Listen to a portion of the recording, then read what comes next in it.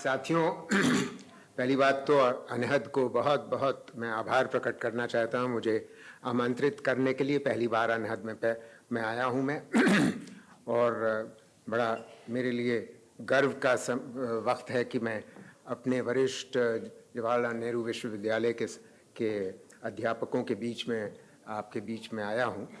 मृदुला जी, आदित्य जी और जोया जी, सचमुच में मेरे लिए सौभाग्य की बात है। तो मैं दो किस्म की बात करूंगा अपने 15 मिनट में। पहले तो मैं कुछ आंकड़ों के साथ आपको अवगत कराना चाहता हूं और उसके बाद फिर कुछ उन आंकड़ों की चर्चा करने के बाद, उनका विश्लेषण करने के बाद, जो आपसे बिल्कुल आपको स्थिति से रूबरू करा देंगे, उसके बाद मैं कुछ इसके राजनीतिक तात्पर्य या राजनीतिक इन्फरेंस निकालने की भी कोशिश करूंगा और कुछ सवाल आपके बीच में छोड़ूंगा। तो पहली बात तो ये मैं कहना चाहता हूं कि समावेशी विकास, द आइडिया ऑफ इंडिया का, अगर किसी को समावेशी विकास में सबसे ज्यादा जिसकी जरूरत है वो हमारे देश के गरीब तो हैं ही, मगर सबसे ज्यादा हमारे युवा हैं। क्यों? क्योंकि युवा हमारे देश के जो 35 साल से कम उम्र के लोग हैं वो करीब 2/3 हैं और 25 साल से कम उम्र के लोग जो हैं वो लगभग आधे हमारे देश की जनसंख्या के हैं। हमको हमारे नेता ये बहुत बताते रहते हैं कि ये देश एक बहुत ही सुनहरे समय में से गुजर रहा है। मैं अमृतकाल की बात नहीं कर रहा हूं, मैं बात कर रहा हूं जनसांख्यिक लाभांश की, डेमोग्राफिक डिविडेंड की बात होती है बड़ी। डेमोग्राफिक डिविडेंड उसे कहते हैं कि उस दौर को कहते हैं किसी भी देश के इतिहास में, वो आता है जब वर्किंग एज पॉपुलेशन में संख्या बढ़ती है और जो डिपेंडेंट पॉपुलेशन है वो कम होती जाती है। डिपेंडेंट पॉपुलेशन कौन? जो 15 साल की उम्र से कम और वो जो 64 साल की उम्र से ज्यादा। तो वर्किंग एज में जितने ज्यादा लोग होंगे उनको रोजगार मिलेगा, तो जाहिर है देश में बचत बढ़ेगी। जब बचत बढ़ेगी तो निवेश बढ़ेगा, तो विकास दर बढ़ेगी, तो और रोजगार पैदा होगा, तो देश समृद्ध होगा। ये अवधारणा है। तो जाहिर है इस हॉल में बैठे हुए जो लोग हैं उनमें से लगभग आधे लोग ऐसे हैं जो शायद 20-25 साल बाद इस धरती पे ना हो, मगर अधिकतर लोग ऐसे हैं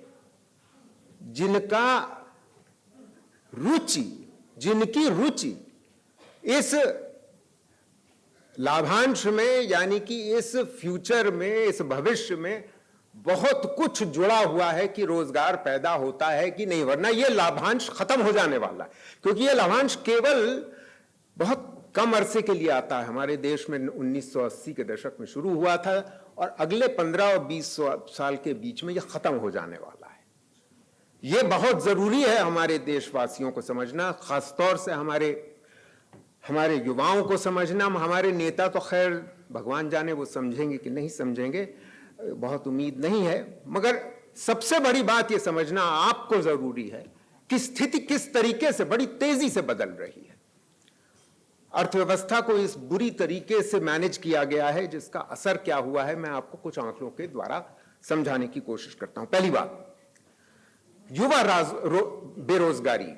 बेरोजगारी की दर जो 2012-13 में थी, वो लगभग, मैं युवाओं को उनको मान रहा हूं जो 15 और 29 साल के बीच में है, वो दर थी लगभग 5 से 6%।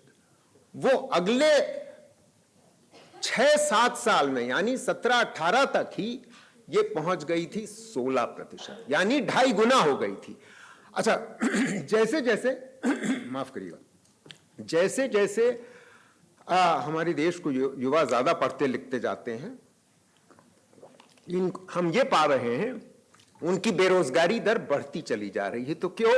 तो जो जितना ज्यादा पढ़ा उसकी बेरोजगारी दर उससे उतनी ज्यादा। अब आपको उदाहरण देता हूं कि अगर आप हायर सेकेंडरी पास हैं तो वो बेरोजगारी दर 2012 में अगर 11% थी, वो बढ़कर के 16% हो गई। अगर आप स्नातक हैं यानी ग्रेजुएट हैं, बीए बीएससी किया है, तो वो बेरोजगारी दर आपकी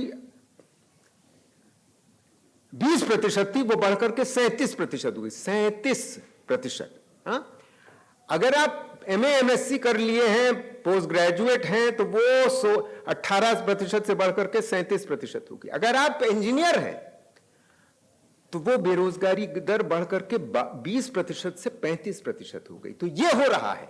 तो एक तरफ तो बेरोजगारी दर बढ़ रही है, थोड़ी बहुत नहीं बढ़ रही है, भयंकर रफ्तार से बढ़ी है। एक तरफ तो ये हो रहा है। दूसरी तरफ क्या हो रहा है कि जो कुल संख्या है हमारे देश के युवाओं की, 15 से 29 साल के लोगों की, वो 2011 में लगभग 33 करोड़ थी, वो बढ़कर के 37 करोड़ हो गई, यानी कि 4 करोड़ बढ़ गई और बेरोजगारी बढ़ रही है। मगर आप ये भी पा रहे हैं कि जिनके पास रोजगार है उनकी संख्या जो 14 करोड़ से कम थी 2011 में, वो घट करके 13 करोड़ हो गई। यानी कि जिनके पास रोजगार है वो कम हो रहा है और जो वर्किंग एज में है उनकी संख्या बढ़ती चली जा रही। तो यानी कि ये जो ग्राफ अगर आप बनाएंगे वो ग्राफ ऐसा दिखता है, यह निरंतर हो रहा है और इस पे पर्दा डालने की निरंतर कोशिश होती रहती है। जब ऐसी स्थिति होती है तो आप समझ सकते हैं कि होता यह है कि रोजगार दर गिरती है, यानी कि वेज रेट गिरती है, आमदनी गिरती है। और आंकड़े ये बता रहे हैं, साफ तौर से बता रहे हैं कि 12 और 17-18 के बीच में रोजगार दर या फिर थमी हुई थी या गिरी हुई थी। और 17-18 के पश्चात जब से नोटबंदी हुई, फिर जीएसटी लागू हुआ, फिर बेतरतीब आपने लॉकडाउन, एक राष्ट्रीय लॉकडाउन लागू किया, उसका असर यह हुआ कि आपकी बेरोजगारी दर तो बढ़ी ही बढ़ी। मगर आप ये भी पाते हैं कि रोजगार की दर, मतलब जो आपको मजदूरी दर मिल रही है, वो कम होती चली गई। मगर इस बीच सरकार आपको क्या भ्रम फैलाती रहती है आपके बीच में, ये उनकी इन बातों की मैं चर्चा करना चाहता हूं। क्योंकि सरकार आपको यह बताती है कि हम क्या करने की कोशिश कर रहे हैं, देखिए हम $5 ट्रिलियन इकोनॉमी होने जा रहे हैं। अरे भाई, हम आज $3 ट्रिलियन हैं, तो अगर आप आज दुनिया की 5वीं बड़ी अर्थव्यवस्था हो गए तो उसको क्या लेकर के हम चाहते हैं। क्योंकि असलियत यह है कि G20 के जो देश, जो आप रोज यहां पर बड़े भारी भारी पोस्टर देखते हैं, वो जिसमें हमको ये बताया जा रहा है कि हम मदर ऑफ डेमोक्रेसी हैं, उनमें से गरीबतम देश जो है वो भारत है। प्रति व्यक्ति आय जिनकी सबसे कम है 20 देशों में, वो भारत है। We are the only country in the world which has, among the G20, which has a low middle income country. The others are either upper middle income or the high income country. खैर चलिए, उस बात को छोड़िए, बहुत बड़ी बात नहीं है। हमें यह सोचना है कि सरकार हमको बता क्या रही है। सरकार हमको यह नहीं बताती असलियत कि 2004-05 और 19 तक जो लोग कृषि छोड़ करके उनको गैर कृषि क्षेत्र में काम मिल रहा था, जो विकास का मतलब होता है, क्योंकि लोग कृषि छोड़ करके लोग गैर कृषि क्षेत्र में काम ढूंढते हैं, उनको काम मिलता है, चाहे वो सेवाओं में हो, चाहे वो कंस्ट्रक्शन में हो, चाहे वो उद्योग में हो। वो 15 साल तो घट रहा था, बड़ा अच्छा हो रहा था कि वो इस तेजी से घट रहा था उसका, क्योंकि उसका असर एक बहुत बड़ा यह हुआ कि कृषि क्षेत्र में लेबर मार्केट टाइटन हुआ। जब लेबर मार्केट टाइटन हुआ तो रोजगार दर बढ़ी, वेजेस बढ़े। जो वेजेस बढ़े और रोजगार भी पैदा हो रहा था, तो गरीबी कम हुई, भयंकर रफ्तार से गरीबी कम हुई, बड़ी जबरदस्त तौर से। 2004-05 और 11-12 के बीच में लगभग 14 करोड़ लोग हमारी तेंदुलकर पॉवर्टी लाइन से ऊपर उठे, उसके ऊपर आ गए, जो हमारे देश के इतिहास में कभी नहीं हुआ था। यह समझना जरूरी इसलिए है क्योंकि गैर कृषि क्षेत्र में रोजगार पैदा हो रहा था। लगभग 75 लाख रोजगार सालाना पैदा हो रहा था 2004 और 12 के बीच में। यह कोई बताता नहीं आपको। और मुझे सबसे बड़ा दुख तो इस बात का है कि कांग्रेस ही नहीं आपको बताती। उस सरकार में था मैं, जब 2014 का इलेक्शन की तैयारियां हो रही थी और कैंपेन्स चल रहे थे, मैं तो दंग था। मैं बिल्कुल विश्वास नहीं मुझे हो रहा था कि हमारे देश के जो नेतागण हैं, जो सरकार चला रहे थे, वो ये इन आंकड़ों से क्या वाकिफ नहीं थे क्या कि वो इस तरीके की बात करें। तो जो हुआ सो हुआ, वो तो मैं उस पर बाद में आऊंगा, मगर मैं अभी आपको इसमें सिर्फ ये भूमिका बांध रहा हूं कि ये पॉलिटिकल इंप्लीकेशंस क्या होते हैं। और दूसरा एक भ्रम सरकार फैलाती है। क्या सरकार फैलाती है कि देखिए, हमारा जो सरकारी आंकड़ा है रोजगार का, वो तो ये बता रहा है कि रोजगार बढ़ रहा है।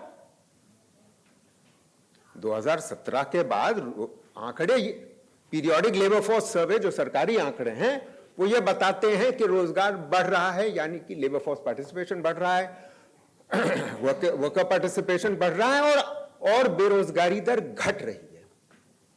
कैसे घट रही, किस प्रकार वो इस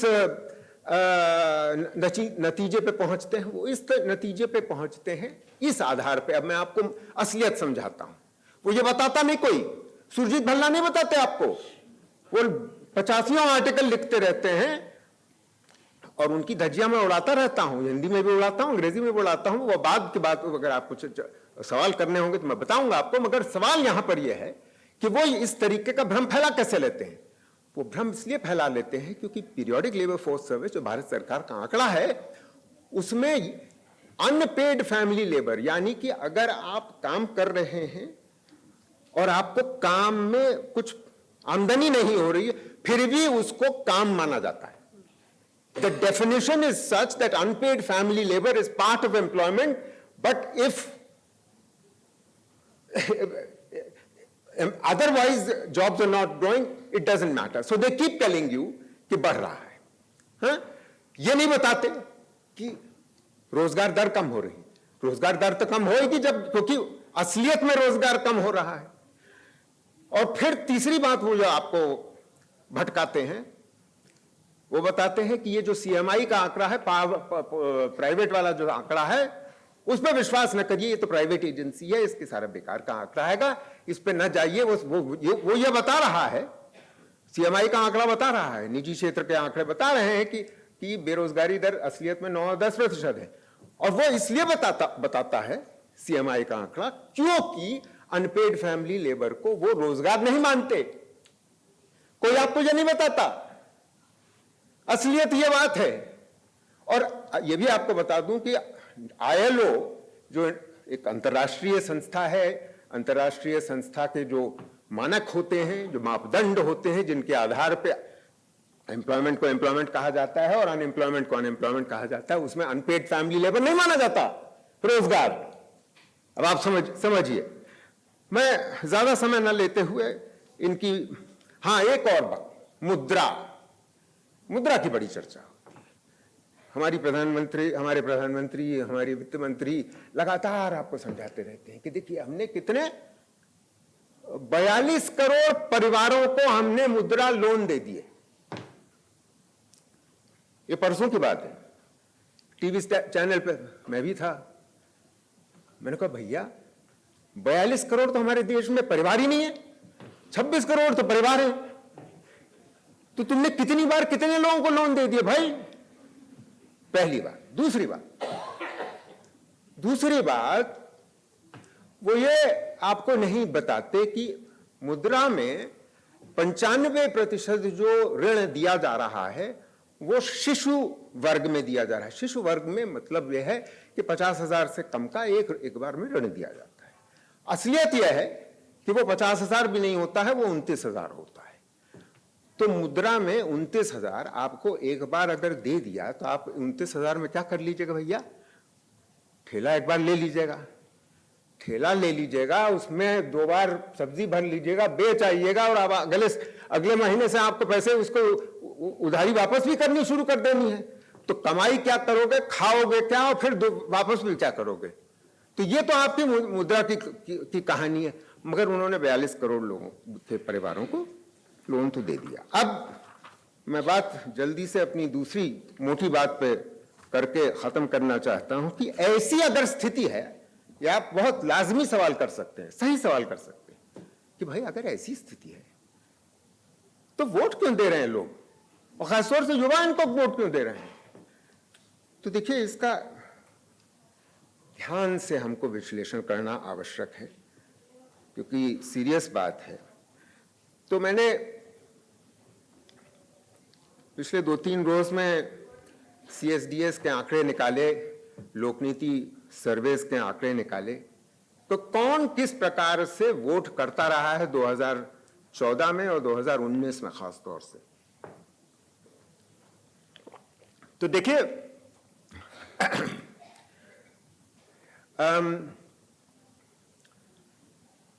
कुछ आंकड़े फिर आपको मैं बताना चाहता हूं, आंकड़ों के आधार पर ही ये समझना आवश्यक है।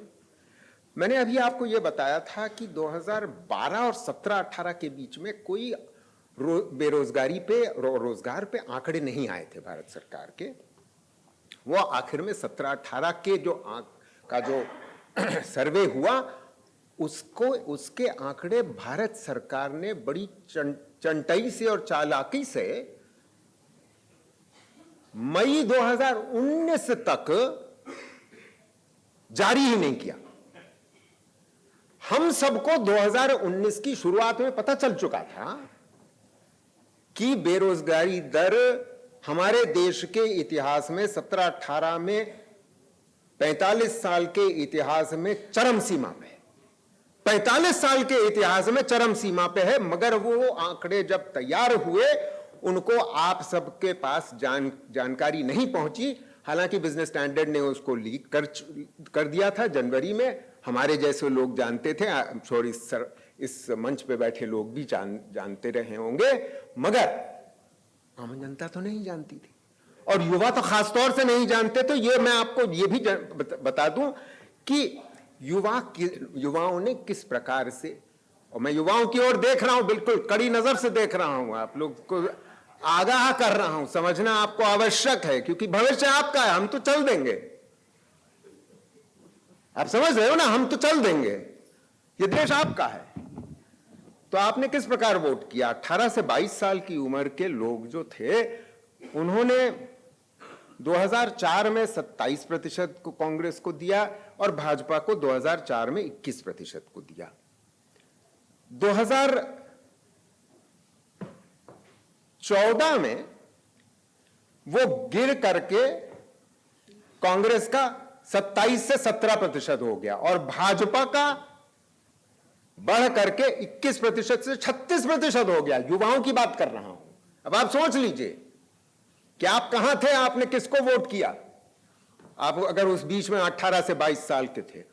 और यही नहीं, 17-18 में आंकड़े आ जाने के बावजूद आप ये पाते हैं कि हालांकि कांग्रेस का वोट शेयर बढ़ता है 19 में, 2019 की बात कर रहा हूं, 17 से 20% जरूर हुआ, मगर वही 18 से 22 साल की उम्र के लोगों ने 36% से बढ़कर के 41% वोट दिया है। तो बड़ी उम्मीदों से जाहिर है मोदी जी की भक्ति उन्होंने दिखाई है। अब इसका एक मैं तो कहूंगा इसका एक बहुत बड़ा कारण यह है कि 17 और 18 के आंकड़े ही आपको जब नहीं मालूम थे, तो और आंकड़े धीमे धीमे लोगों को समझ में आता है कि भाई बेरोजगारी बढ़ तो रही है, मगर ये बेचारे मोदी जी कुछ कोशिश तो कर रहे हैं, कुछ तो हो रहा है, हो तो रहा है। मुद्रा चल रहा है, मुद्रा शुरू हो चुका था और मुद्रा की भाषणबाजी भी खुद जम के हो रही थी। तो मैं तो ये कहूंगा कि अगर 19 का रिजल्ट इस तरीके से आता है तो हमें बहुत ताज्जुब नहीं करना चाहिए। मगर अब मैं 24 पे आता हूं 2 मिनट में, अगर इससे पहले कि मैं 24 पे आऊं आपको थोड़ा सा कुछ आंकड़े और बता दूं, क्योंकि अगर आप 36 साल से ज्यादा उम्र के थे, मैं खत्म कर रहा हूं बस 2-3 मिनट में, अगर आप 36 साल से ज्यादा उम्र के थे, 2019 में 45% लोगों ने, ऐसे लोगों ने मोदी जी के लिए वोट किया। मगर अब आप ये देखिए कि अगर आप 26 से 35 साल की उम्र के बीच में थे तो 48% ने मोदी जी के लिए वोट किया, और उससे कम उम्र के थे तो 51%। यानी कि आप इतने भ्रम में थे। मगर मैं आपको बहुत आपकी ओर देख करके गिला शिकवा नहीं कर सकता, क्योंकि आपको भ्रम में रखा जा रहा था। इसके अलावा भड़काऊ भाषा का इस्तेमाल तो हो ही रहा था, इसमें तो कोई दो राय है ही नहीं इसके बारे में, कि हमारे मित्रों ने सारी चर्चा कर ही ली। तो इसलिए अब आपको समझना यह है, मैं अपनी बात ये कहकर के खत्म करूंगा, क्योंकि अब तो ये नहीं कोई कह सकता कि आंकड़े हमारे सामने नहीं है, क्योंकि यही स्थिति नहीं है कि पानी यहां से ऊपर जा चुका है। आपको सब आंकड़े आपको मालूम है, तो हमको अब ना बताइएगा कि भाई देखिए हमें तो मालूम ही नहीं था कि हमारे संग ये हो रहा है। अब आप ही के हाथ में है, क्योंकि ये ध्यान रहे, अब मैं 2014 के इलेक्शन के काउंट का कुछ आपको बता देता हूं, क्योंकि 2009 और 14 के बीच में the share of the population that was voting, that went to vote, rose from 58% to 66%, 58 से 66% होता है 2009 से 14 के बीच में। मगर जो युवा वोट करने जाते हैं उनका प्रतिशत बढ़ता है, उनका अनुपात बढ़ता है करीब 55% से 68%, यानी कि युवा खूब जाते हैं वोट करने के लिए। और मैं आपको यह बता चुका कि आपने जम के मोदी जी के लिए वोट दिया था 2014 में, और उससे ज्यादा जम के वोट दिया आपने 2019 में। तो अब तो मान लीजिए हमारी कि ये भड़काऊ और भटकाऊ भाषा में ना आ जाइएगा, क्योंकि आप ही की जिम्मेदारी है।